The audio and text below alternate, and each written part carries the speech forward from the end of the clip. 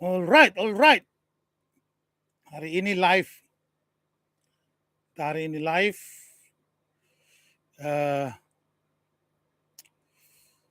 Bercerita tentang apaan aja lah ya.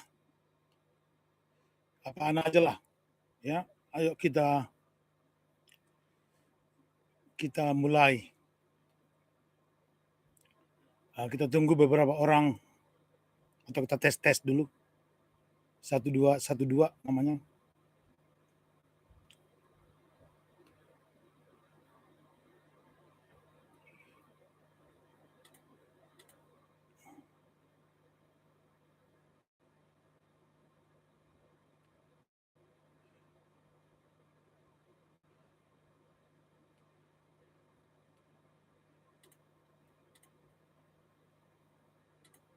So, opinion. Opini itu seperti kontol katanya kalau orang Indonesia bilang. Setiap peler punya satu katanya. Atau opini itu seperti burung, itu katanya selalu punya telur dua katanya. Saya tak tahu mau bilang apa dalam bahasa Indonesia. Namun ini adalah sebuah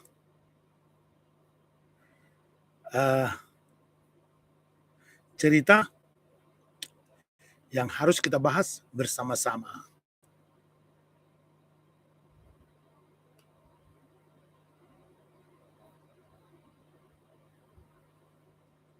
Supaya lebih gampang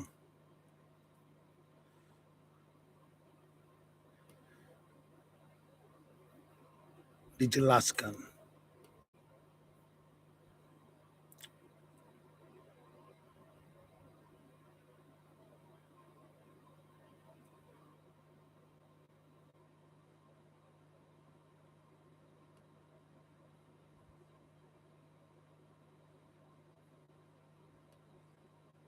Nah, beberapa hari terakhir ini kita disibukkan dengan pernyataan saya dari beberapa hari yang lalu. Semenjak dari awal tahun ini, mulai dari penutup tahun, saya sudah mau bilang saya akan aktif kembali di jalur apa yang akan kita bahas. Namun beberapa kalian tidak mau mendengar atau memang mendengar maksud saya. Namun apa yang saya maksudkan, ya inilah sebuah koridor yang saya lihat. Apa yang terjadi zaman sekarang buat kita-kita yang lahir tahun 80-an, tahun 70-an serasa aneh. Tapi mungkin kalau 90-an sedikit mengerti. Tapi itu juga sedikit opini.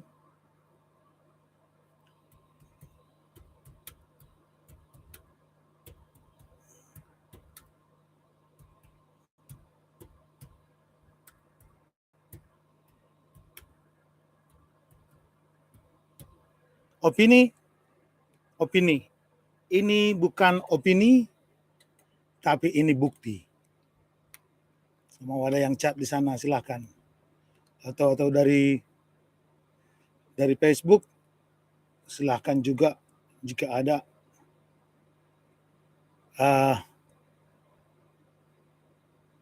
Saya pernah mengatakan ya pembicaraan yang sama tentang metal, tentang hidup, tentang diri saya sendiri, tentang Vulgar Display of Power, album yang membentuk karakter saya dan sampai hari ini masih di dalam diri saya.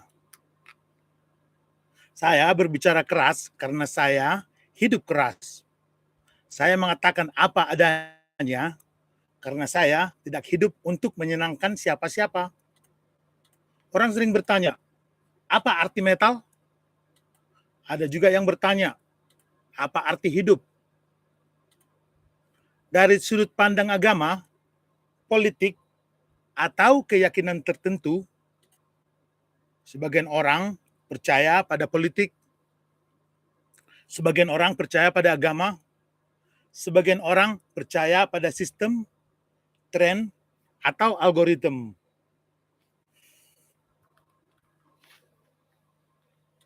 Saya percaya pada gaya hidup ini. Itu namanya metal. Metal bagi saya bukan musik latar. Metal adalah cara melihat dunia. Cara saya berdiri, cara bertahan. Ia mengajarkan saya sebuah kejujuran, keberanian. Dan untuk tidak pernah berpura-pura menjadi sesuatu yang bukan diri saya. Ya, jangan lupa itu.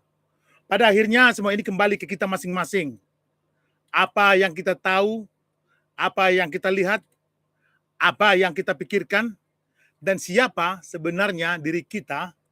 Jika pertanyaan itu suatu hari muncul dalam dirimu sendiri, kalau buat saya tahu, saya cukup yakin saya tidak sendirian. Tapi jika ternyata saya sendirian, saya akan tetap di sini, Bung. Ya, As Metal Forever buat Anda juga. Ya.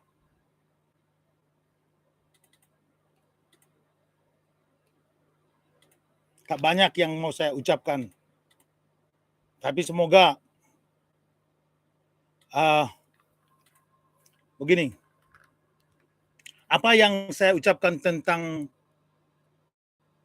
keadaan internal musik Indonesia di underground, ini masih kita aja yang membicarakannya. Belum seandainya didengar dari luar, sebenarnya memalukan, ya kan? Dan keadaan itu terlalu lama kita biarkan, memalukan. Kita traveling back lah, time travel dulu, kita ingat dulu 15 tahun yang lalu hampir tak terasa, 10 tahun yang lalu tak terasa. Kita berkecimpung di yang namanya metal itu dulu, yang namanya underground. Ingat 10 tahun yang lalu lah ini keadaan sekarang. Kita bayangkan sekarang, yang bisa ngebayangkan sekarang 15 tahun yang lalu ketika kalian yang suka bermusik itu bermusik mulai dari dasar, idealismenya, cara berpikirnya, cara mengucapkan. Ya, saya tidak mau bernostalgia di sini, cuman hanya mengingatkan yang lama-lama, yang berkecimpung di dunia itulah. Saya tidak bertanya, saya tidak meminta yang mengerti, yang untuk mau mengerti. Kalau Anda tidak mengerti, ya silahkan, itu kan hak masing-masing. Tapi maksud saya begini, semangat yang saya miliki untuk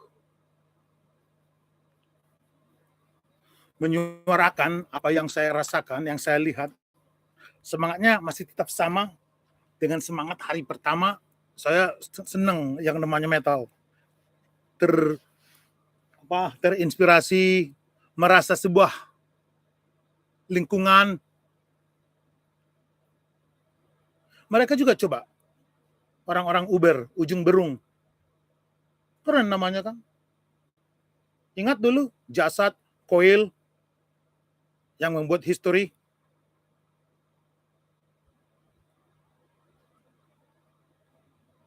Kalau saya, jujur, mau lihat dari Bandung band mana yang cocok untuk berangkat. Menurut saya seharusnya setelah Burger Kill, Jasad, atau B-side lah paling dikit. Harusnya paling dikit dia itu pergi ke yang namanya Coil.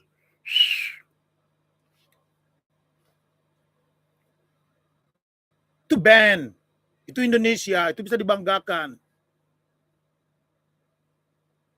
Koil. Kalau mau sedikit komersial. Atau lebih komersial di mata kalian. Kalau buat saya di IWA-nya, mereka betul-betul sebuah pelopor di skena mereka. Apa yang Koil di kubu Koil lakukan itu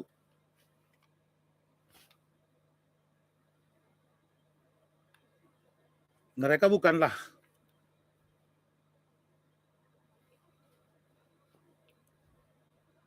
saya cuma sedikit bingung mungkin karena tidak merasakan atau tidak melihat apa yang terjadi di Indonesia, bagaimana perasaan setiap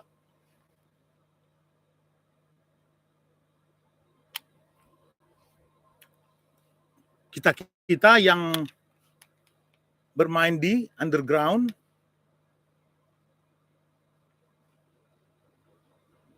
yang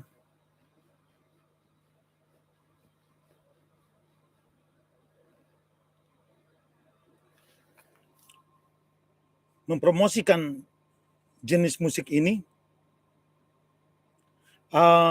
yang merasa, saya sedikit susah menjelaskannya. Karena buat saya ini bukan industri, ini jalan hidup.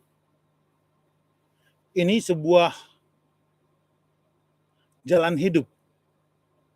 Yang saya permasalahkan di sini, yang saya landaskan, saya tidak mencari uang di sini, tidak. Tapi saya merasakan saya ikut menjadi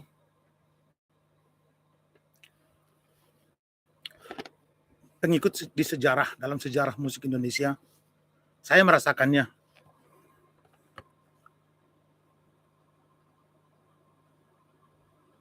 Inilah buat saya sejarah musik metal Indonesia itu, ini termasuk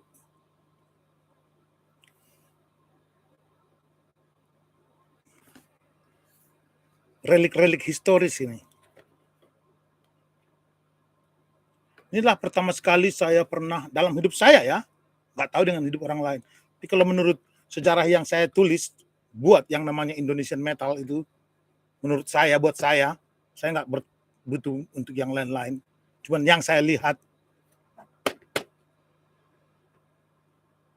inilah pertama sekali saya melihat di TV internasional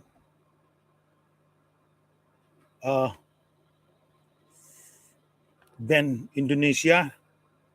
Saya tonton di acara, masih ingat, MTV Headbanger Balls, seperti itulah modelnya, Rage namanya. Saya menonton, dan ini saya yang mengirim, dan ini sekarang dia menjadi alat sejarah buat saya.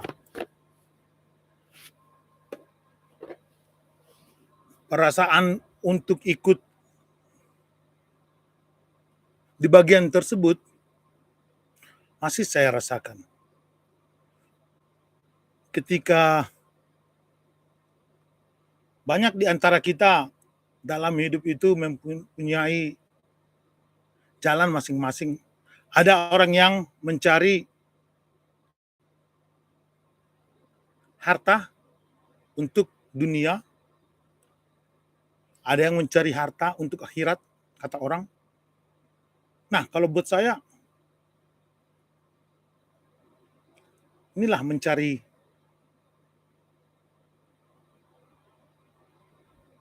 harta hidup dengan apa yang saya jalani, yang saya sukai, dan yang mengidentifikasikan saya dengan diri saya sendiri. Nyaho, biar nyaho. Saya mau tutup, dan sebentar lagi saya akan mencoba yang berbahasa Indonesia, berbahasa Inggris.